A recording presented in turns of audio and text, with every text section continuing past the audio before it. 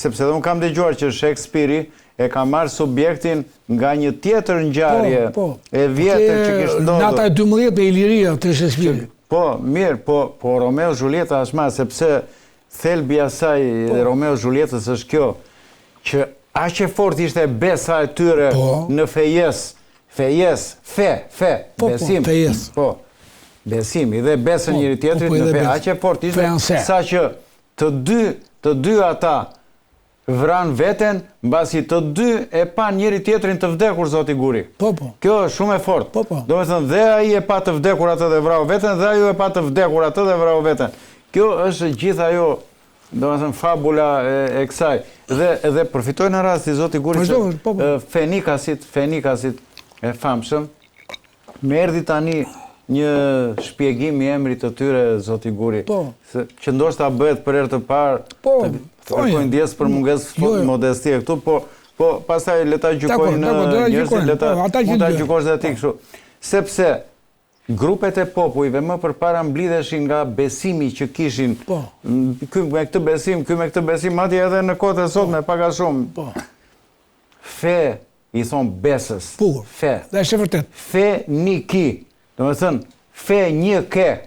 Fe një ki, fe një ki. Një është një, dakor, edhe një është një. Edhe feja është besimi. Edhe besim, pa diskutim. Besim në Shqip, edhe sot i thonë. Sepse nga fjala fe vjen feonse, në frëngjisht. Që do të thotë që i babai me baban, i dhan fjalën njëri tjetrit, bën fe dhe fejuan sipas sërës që ata janë, fejuan fëmijët. Që 2 apo 5 vjeç. Po feje feonse. Po dhe në Itali i thon fede, do me thon fe dhe, besim dhe. Fede, po. Është komplet dy fjalë shqipe. Edhe felicita është që duke qenë i lumtur ti. Felicita ka fjalën fer në fillim, rejnë. Po kjo është shumë e saktë, sepse e ka qenë dhe një zonjë nderuar gazetare në dalë të televizion shqiptar, e cila dhe ajo e lumtur vjen sepse duke qenë ti me plot besim, ki diçka e caktuar je shumë i lumtur, pra pra feja është tani më erdhi që ti përmende popullin Fenikas edhe them fe, domethënë besim fe një ki. Fe një kini. Dhe një besim kini. Unë jam dakord. Është komplet shqip, sepse ata ishin popull Pellazg. Popull Pellazg. Quan dhe shkrimin ande këte, shkronjat e famshme, që me të drejtë dhe zoti Alban Kraja thot, ore, ti kemi dhe ato, se janë shkronja Pellazg dhe ato të delta. Dhe është delta e lumit mërbur. Komplet.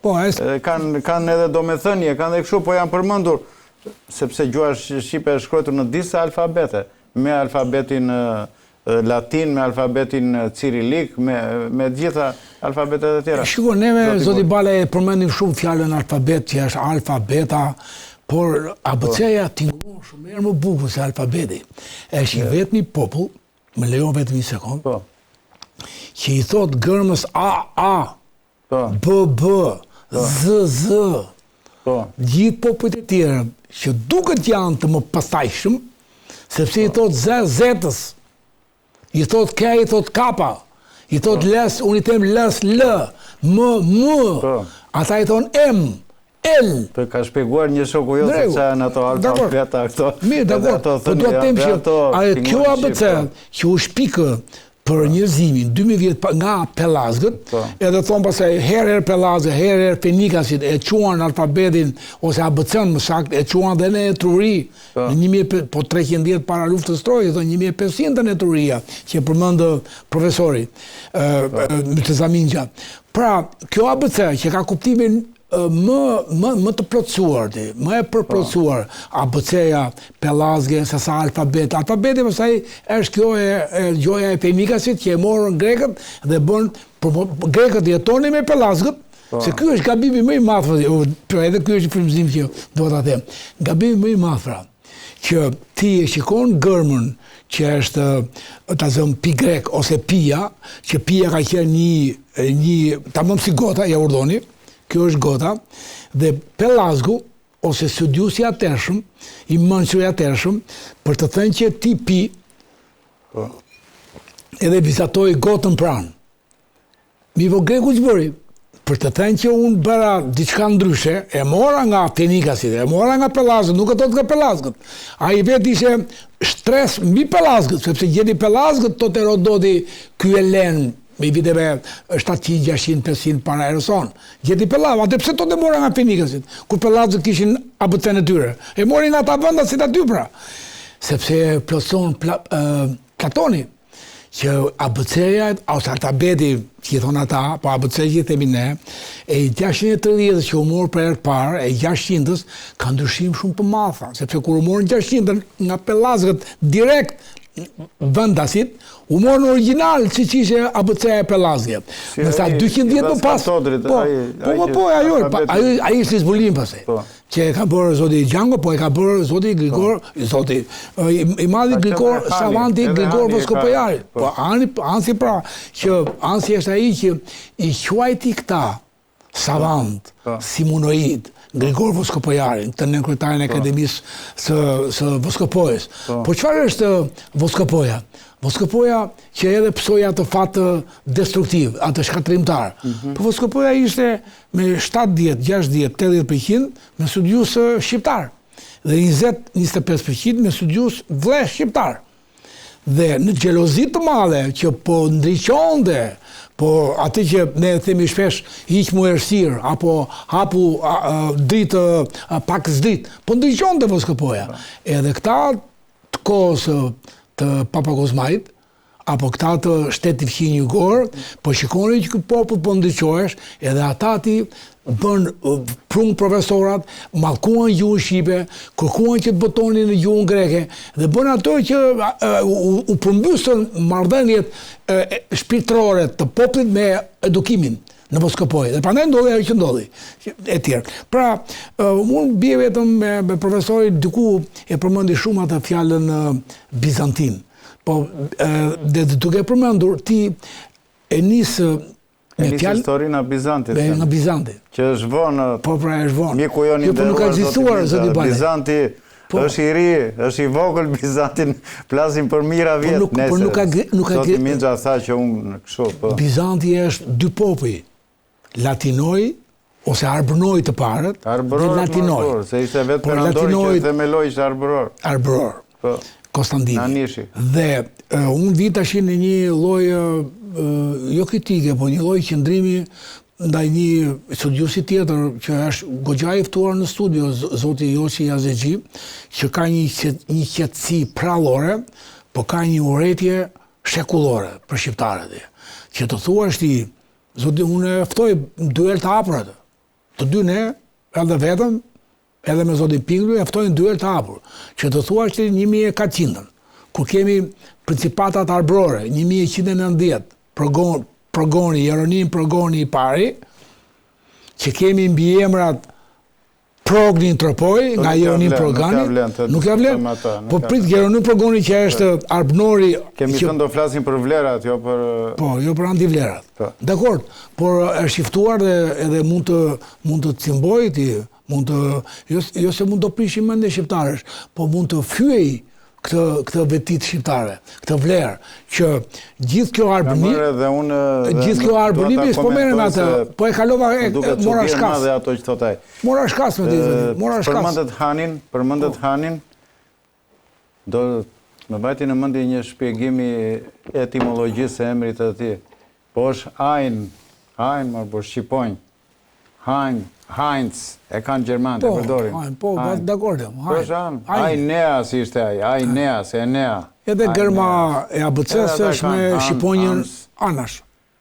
Gërma A e ABC-s është me figurinën shqiponj, që i thuhet Ain. Që vjen Enea. Hieroglifet egyptiane. Ka qenë shqiponja, ishte Han. Po jo, vazhdon edhe, këto hieroglife egyptiane, këto u kthyen në ABC Pellazge, që pastaj u rizbuluan nga Grigor Voskopojari, pra, në 1761 apo nga Laskal Todri, që u porositën këto shkronjza, u porositën në Alemania për të ardhur të Florida. Dhe Laskal Todri që mos i sillte në Shqipëri këto. Pra, dhe ne zotrojmë sot me anë të profesorit Qerem Zenelet, që ne kemi kemi të ftuar në muajin maj, më vetë 2-3 emisione, disa emisione, asa kosh me zotin e nderuar profesorin e Qerem Zenela. Po, ai do promovoj 2 ditë në Tiranë, edhe Papa Klemente 11, edhe pikërisht këto vlera të mëdha që janë dokumenta si te libri i Epirus i quajtur Albani, ai në fund fare unë e kisha parë me mira herë, si më shkuar mendja që dorëshkrimi i Hansit që ju po thoni e ka zbuluar dhe e ka sjell që ne mundohemi me Vullnet Gjangun e tjerë të shkojmë në Vjenë, mas e gjejmë. Ai e ka gjetur, e ka sjell. I madhi profesori Qerim Zenele. Ka ulumtuar dhe janë bile me ato që sjell profesori Qerim Zenele, po kaloi nga profesor Minxha, mund të bëhen me 100 libra, qoftë shqiptarët duan të bëjnë. Edhe ai vet ka bërë shumë volume. Sigurisht pra, zoti Barej. Ai ka bërë më burrë, por po them pra me artefaktet që ai sjell. Unë po them pra e pash atje 50 faqe artefakte që kam gjetur në Vjenë, gjithë libri është artefakt. Kushdo mund ta marrë, s'ke mundësi të shkosh në Vjenë. Po ja ku i ke, edhe ti pasaj bën interpretimin. Ka humbur ai kohën e vet, studimet, po. Eksakt. Zoti Guri, keni ndonjë gjë tjetër? Jo, vërtet që fjalën Bizante nuk është përdorur në kohën e Bizantit. Po. Nuk është përdorur. Është përdorur vonë, si puna e Ballkanit, thua që në shekullin e 10, në shekullin e 12, Ballkanasit, por nuk është përdorur, është përdorur 1800 dhe këtej. E njëjta gjë. Po, edhe arta gjithë. Është e njëjta gjë, dhe Bizanti nuk është përdorur. Lidhur me simbolin e Barova, me simbolin e Shqiponjës, që profesori e çon Shqiponjën shumë thellë në histori, deri ke Sumer, që është e vërtet, deri ke Hititët. Pra, këtë që duat na thonë neve, që popujt e tjerë të kohës që ashtu quatur Bizant, po ishte koha e Arbënojeve, popujt e tjerë e merrnin dhe vendosin vetëm në pelerin, pra Selgjukët. Indianët e morën Shqiponjën, po e bën me elefant poshtë. Selgjukët, ai sa kohë ishin fitimtar, mbasi fshirë simboli fitores, ndërsa ky populli e mbajti në Gjublet, e mbajti në Flamur, e mbajti në Stem, e mbajti në 12 princat arbënorë, vetëm njëri me një kokë, tjerë ishte me 2 koka, e mbajti Kastrioti, po e mbajti në Skocezët, që është në vitet 900, që është flamuri i parë zyrtar 900-ën. Pastaj vjen danezi, austriaku dhe ne vim të katërtit, sepse vim renditemi nga Skënderbeu. Po kush tha që Shqiponja e Konstantinit ishte pikërisht se ishte ky Dardan, që e vuri Shqiponjën si emblem të saj perandorisë së lindjes. Po e Konstantini e mori ke Jul Cezari, që e kishte me një fushë verdh. Po Jul Cezari e mori nga mburojat ilire. Mbani në mburojat. Mburojat ilire. Ishte zez në fushë të kuqe në mburojat.